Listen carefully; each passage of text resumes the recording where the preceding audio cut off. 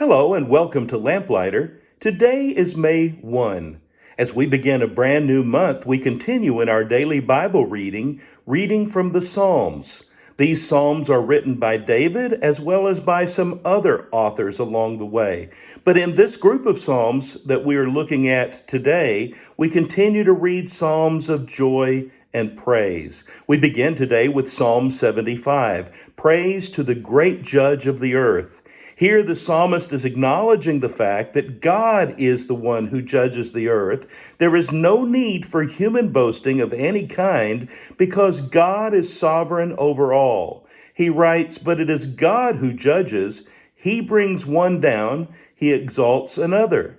God is the one who ultimately rules over all of life. He is the sovereign God over all creation, and therefore we give him honor and glory. We move to Psalm 93, the praise for God's majesty and holiness.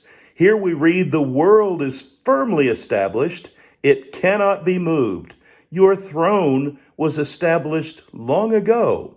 You are from all eternity. Again, recognizing not only the sovereignty of God, but the eternal nature of God. He always has been, he is, and he always will be. And because of that, even today, we continue to lift our voices in praise to him and honor him as holy. Psalm 94, the praise for God's discipline of men and nations. Here we read these words, When I said my foot is slipping, your love, O Lord, supported me. When anxiety was great within me, your consolation brought joy to my soul. So not only is God in control of all the earth, but God recognizes our individual needs. Here the psalmist is acknowledging, when I feel like I'm slipping, you're there to support me and to lift me up. When I feel my heart breaking, you're there to comfort me, and so on. God still continually reaches out and loves his creation, and he wants us to love him in return. We move to Psalm 97, rejoicing because of God's righteousness and justice. Here we read an excerpt near the bottom of page 548. Clouds and thick darkness surround him. Righteousness and justice are the foundation of his throne. Fire goes before him and consumes his foes on every side. His lightning lights up the world. The earth sees and trembles. The mountains melt like wax before the Lord of all the earth. The heavens proclaim his righteousness, and all the peoples see his glory. Then as we move on near the end of the psalm, we read these words, Let those who love the Lord hate evil, for he guards the lives of his faithful ones and delivers them from the hand of the wicked. Light is shed upon the righteous, and joy on the upright in heart. Rejoice in the Lord, you who are righteous, and praise his holy name. There is great reward in seeking righteousness as God has laid out before us, as God has demonstrated for us, and as God has called us to live. Let's move on to Psalm 98. This one is a song of praise for the salvation of the Lord. I want to read some excerpts here in the middle of page 549. Sing to the Lord a new song, for he has done marvelous things. His right hand and his holy arm have worked salvation for him. The Lord has made his salvation known and revealed his righteousness to the nations. He has remembered his love and his faithfulness to the house of Israel.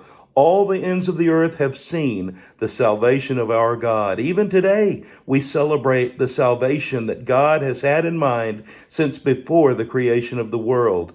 And we enjoy a relationship with him because of the salvation that has been offered us through the blood of his son, Jesus, the Christ. We move to Psalm 99, exaltation of the God who is holy and just. And I want to read a few excerpts from this psalm as well as we turn to page 550. O Lord our God, you answered them, speaking of the Israelites of old. You were to Israel a forgiving God, though you punished their misdeeds.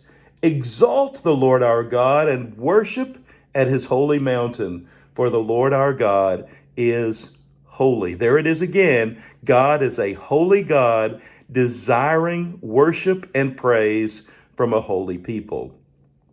And then we move on to a very brief psalm, Psalm 100, the joy of being children to a loving and faithful God. And I want us to just reread the psalm together because this one is very powerful, brief, but powerful.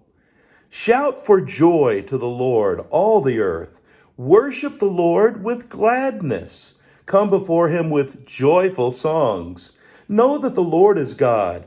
It is he who made us, and we are his. We are his people, the sheep of his pasture. Enter his gates with thanksgiving and his courts with praise. Give thanks to him and praise his name. For the Lord is good, and his love endures forever. His faithfulness continues through all generations. You can just feel, can't you, the celebration in this psalm. Everything is about praise. Everything is about thanksgiving, acknowledging who we are, acknowledging that we are sheep in God's pasture, and we want to give him our praise. We want to give him our thanksgiving. We want to honor him and glorify him with our lives. And what a wonderful day. As we read together in the Bible, we are reminded that we live every day for him, not for ourselves.